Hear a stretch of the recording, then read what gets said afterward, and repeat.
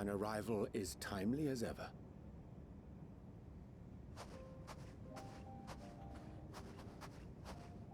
Thou didst chance to overhear my conversation with Living Way, I presume?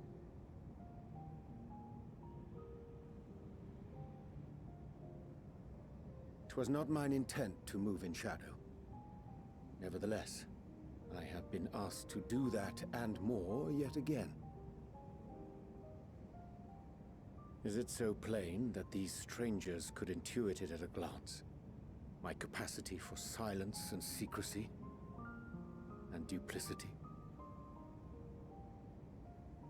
And Grahatir did contrive to deliver the first at the price of his own life. I was complicit in the scheme. A sacrifice averted for a mercy. Would that I could say the same for Minfilia. One life for one world. And by that bloody bargain brokered by my hand were the scions robbed of a dear comrade, and Flamine her beloved daughter.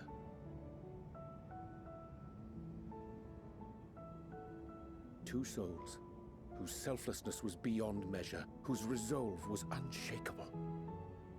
They would not be moved even had I thought to protest. But protest I did not. Far from it. I pushed them forward.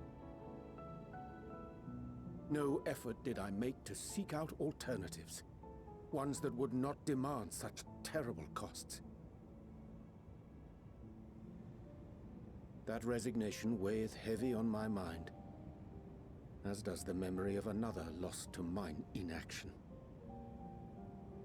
Dearest Moonbritter, who did face death unflinching, that we might secure a means to bring low the Ascians.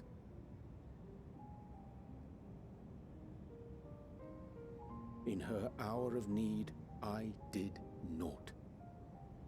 Dutiful disciple of Louisoix, ever looking to the greater good.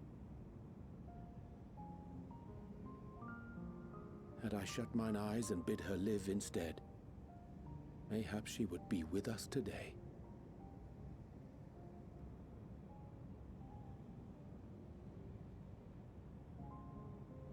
Selfish wants born of everlasting regrets. Most days I put them from my mind, but could think of naught else when asked to swallow the same bitter draught. Subterfuge and sacrifice. Mayhap the right moral choice, but one I regard with great trepidation.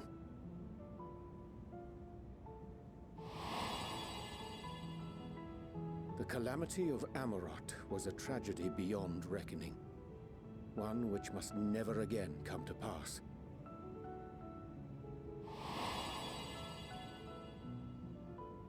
Thus must we struggle, haunted by ghosts of those we have lost, clinging to those we pray we can yet save. But what of those we cannot? How do we make peace with the dreadful algebra of necessity?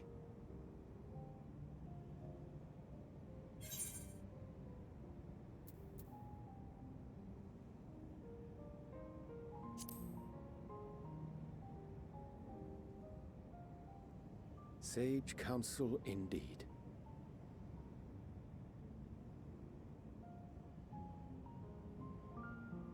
I see. Wisdom as befits a great worm. Curious that he should think thee in need of such encouragement. Strange. Scarcely can I remember when last we spoke alone, and so candidly.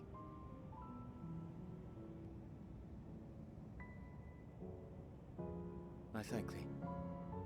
For all my supposed skill with words, I find it difficult to express such private thoughts. As for the Loporrit's proposition, I will take time and consider how to respond. 'Twould be to our mutual benefit if we could converse more openly with our aspiring caretakers. A concern I should be glad to address on the Scion's behalf. To dispense with all pretense and bare one's heart to another is a frightening thing indeed. But we cannot move forward ere we take that bold first step. A lesson I have learned many times before. And today.